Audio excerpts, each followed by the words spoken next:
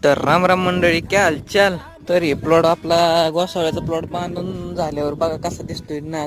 आणि अजून 10 दिवसांनी तुम्हाला लावतो. ही जी सगळी रिकामी जागा आहे का स्टेजिंग वरची, सगळी भरून जाणार. तसं आपलं शरद किंग विसरू नका बरं का. शरद किंग पण आपलं एकदम तावाद विषय चालू आहे बघा. ह्याला कळी आहे का हो का.